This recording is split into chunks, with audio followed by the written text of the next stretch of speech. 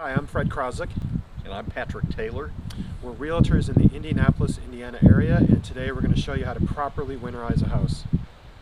We're in a home that is currently vacant because the owner actually took an out-of-town job transfer. And here in Indiana, as you know, it gets cold in the wintertime, and so we always have this concern about the house freezing. Say the furnace goes out or the electric goes out. So I always strongly recommend to my clients that they have the water turned off and ideally winterize the house. And so you have a lot of years in construction background. So can you tell me, what is winterization and why we would need to do that?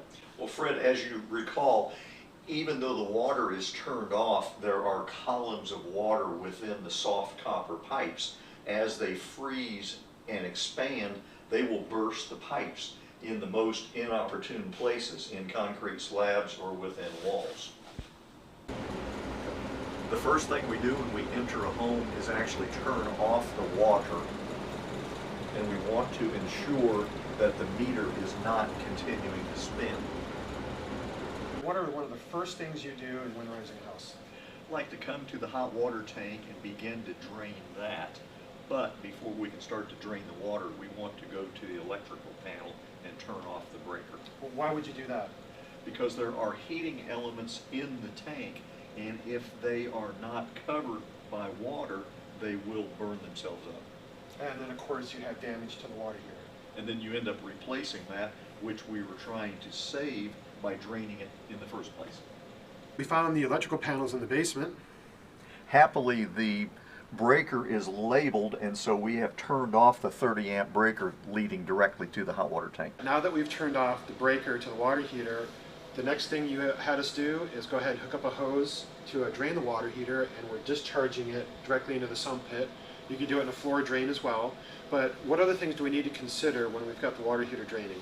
As we continue to go through the home, we will open valves and let the water drain down. At this second, the hot water tank is trying to pull a vacuum. That's why the water is moving so slowly, but as we open, it'll drain quickly. Perfect, let's go do it.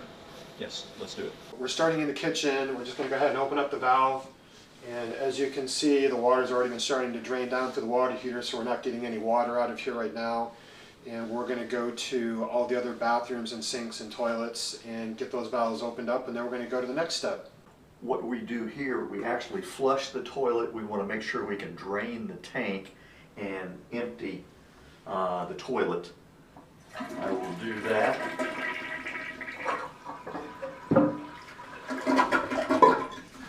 We will actually pour recreational vehicle antifreeze, not the antifreeze that goes into the radiator of your car, but RV antifreeze. We will pour that into the tank and let that go below, and then we will actually pour antifreeze into the toilet itself. This will preclude the remaining water from actually freezing, expanding, and shattering the porcelain toilet. Not only do we need to do the toilets, but there's also other areas in the house that have potential areas where water can be trapped, and that is in sinks and also showers. So we're going to go ahead and take a little bit of the RV antifreeze. We're going to dump some in the shower stall, like so, and then we're going to put a little bit in the sink. And you're good to go. So Pat, I'm curious, you brought an air tank along with you. Why is that? Because there continues to be residual water resting within the pipes themselves. So what we do, we put the adapter on the valve in the laundry room, and we'll just blow the air into the pipes, blowing out the water. Oh, by the way, we'll go ahead and put RV antifreeze in the washer discharge pipe to ensure that water doesn't freeze in that location.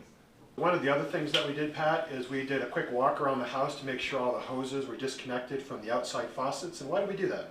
The hoses outside the home, even an occupied home like yours, will hold that column of water in the hose into the house. It'll freeze all the way through and burst the pipe within the house, even with you living in it. Probably cause a little bit of damage. Yes. Okay. Don't do that. So there you have it. Basic steps in winterizing a vacant house. and join us for the continuing video series. Once again, Fred Krozik and Patrick Taylor. We're realtors here in the Indianapolis, Indiana area. And if you know somebody who needs to buy or sell a house, give us a call.